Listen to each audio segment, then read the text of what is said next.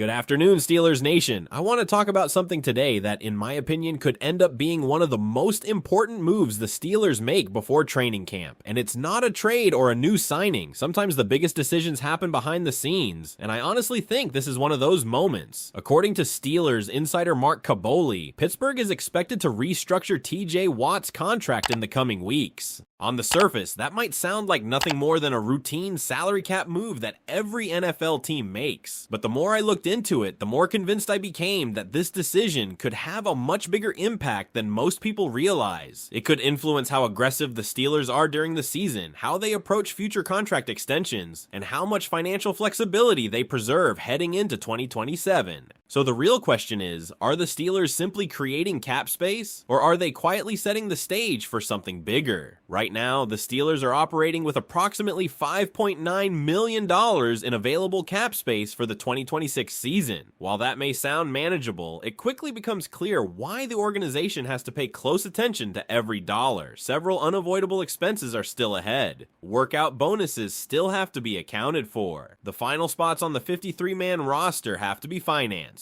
Rookie quarterback Drew Allar remains unsigned, meaning his rookie contract still has to fit under the salary cap. Then there are the practice squad salaries and other operational costs that every NFL team faces before the regular season begins. Those remaining expenses alone are estimated to cost just over $5.4 million suddenly. That $5.9 million cushion almost disappears. That leaves Pittsburgh with virtually no breathing room if an unexpected opportunity appears during the season, or if injuries force additional roster moves. This is exactly why Mark Kaboly believes restructuring TJ Watt's contract isn't simply an option, it becomes almost a necessity. According to his view, the Steelers can create a significant amount of cap space by adjusting Watt's contract structure. If they maximize the restructuring, Pittsburgh could free up as much as $20.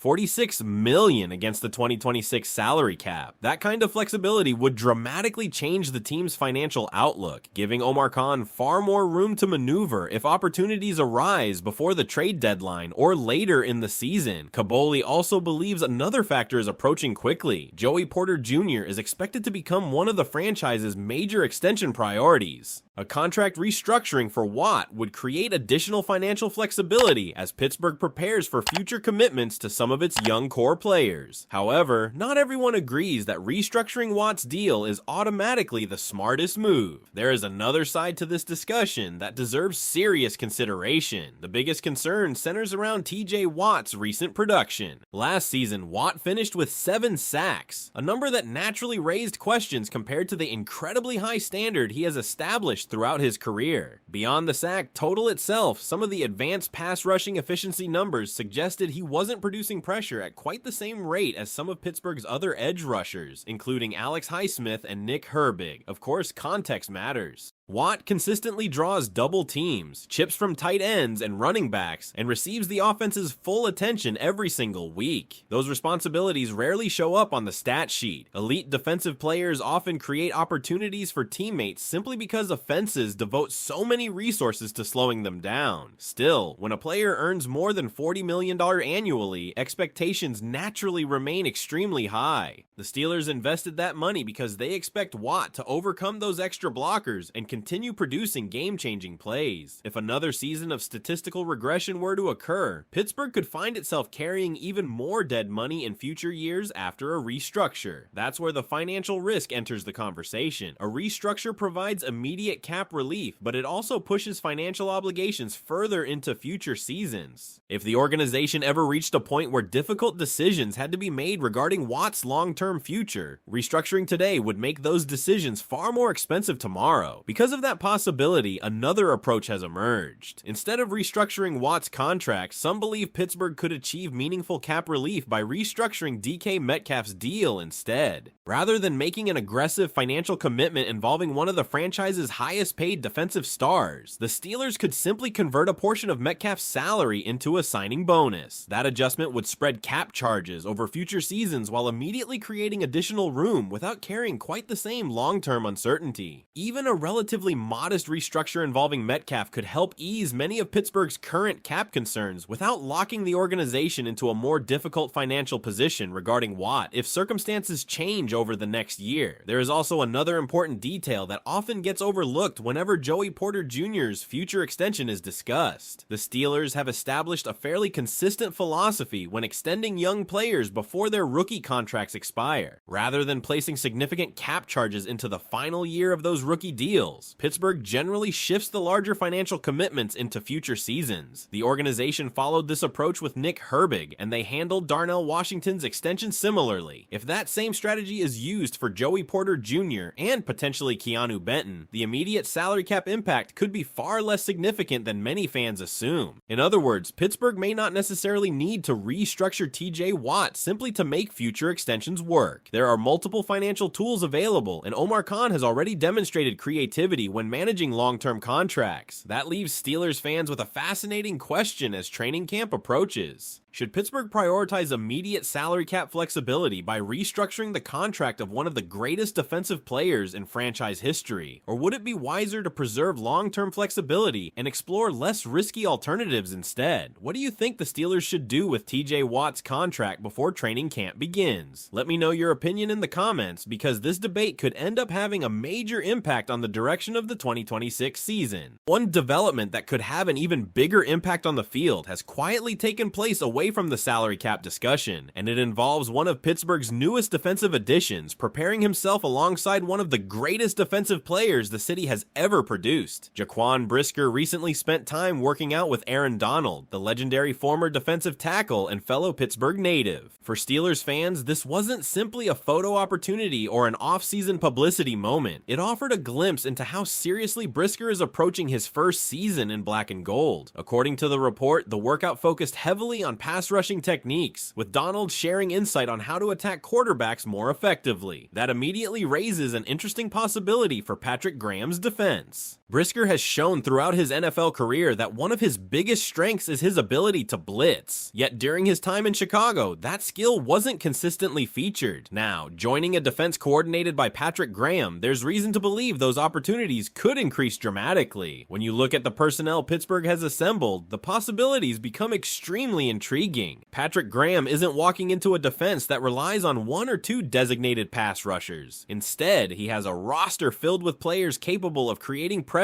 from virtually every level of the defense. Patrick Queen has already proven he can be an effective blitzer from the linebacker position. Peyton Wilson brings similar athleticism and versatility. Along the edge, Alex Highsmith continues to provide reliable pressure, while TJ Watt remains one of the league's most respected pass rushers whenever he's on the field. But what makes this defense especially dangerous is the secondary. Jaquan Brisker brings physicality and aggression near the line of scrimmage. Deshaun Elliott has experience attacking downhill as well. Jalen Ramsey also gives Graham another defensive back capable of becoming an unexpected blitzer. When offenses line up before the snap, identifying exactly where pressure is coming from becomes significantly more difficult with so many legitimate threats scattered across the formation. That flexibility opens the door for one of Patrick Graham's favorite defensive concepts, disguise. Instead of showing offenses exactly where the pressure is coming from, Graham can crowd the line of scrimmage with multiple defenders. The quarterback may see 6 or 7 potential rushers before the snap, only to watch entirely different players attack once the ball is snapped. Sometimes everyone appears ready to blitz, but only 4 defenders actually rush, while others immediately fall into coverage. Other times, edge rushers like TJ Watt or Alex Highsmith may initially appear to attack before unexpectedly dropping into passing lanes, while defensive backs come flying through untouched. These simulated pressures force quarterbacks to process enormous amounts of information in only a few seconds. Every hesitation increases the defense's advantage. That's why Brisker's work with Aaron Donald feels especially significant. Donald built a Hall of Fame career not simply because of his strength or athletic ability, but because of his understanding of leverage, timing, hand placement, and anticipation. Those are skills that benefit virtually every defensive player, regardless of position. If Brisker can incorporate even a small portion of what he learned during those sessions into Patrick Graham's system, Pittsburgh could gain another valuable weapon capable capable of disrupting opposing quarterbacks in multiple ways. While the defense continues preparing for a more aggressive identity, another offseason move is also receiving praise from outside the organization. ESPN analyst Mina Kimes recently highlighted Pittsburgh's acquisition of Michael Pittman Jr., calling him an ideal complement for quarterback Aaron Rodgers. Her reasoning centered around consistency. According to Kimes, Pittman has established himself as one of the NFL's most dependable possession receivers. His low drop rate over the past 3 seasons, combined with one of the league's highest catch rates on short area targets, makes him exactly the type of receiver veteran quarterbacks appreciate. Rather than relying solely on explosive plays, Pittman consistently keeps drives alive by converting difficult third downs and securing contested catches underneath. That description immediately explains why many believe he'll fit naturally alongside Rodgers. Throughout his career, Rodgers has built trust with receivers capable of recognizing defensive coverages, finding soft spots in zone defenses, and being exactly where they're expected to be. Precision and reliability have always mattered just as much as athletic ability. Pittman appears to offer precisely those qualities. His physical frame should also make him an attractive option near the goal line, where Rodgers has historically excelled with back shoulder throws and tightly contested catches. On third and medium situations, having another receiver capable of consistently moving the chains could become one of the offense's biggest strengths. However, Mina Kimes also offered another opinion regarding Rodgers that has generated debate. She suggested that at this stage of his career, Rodgers is focused on getting rid of the football quickly.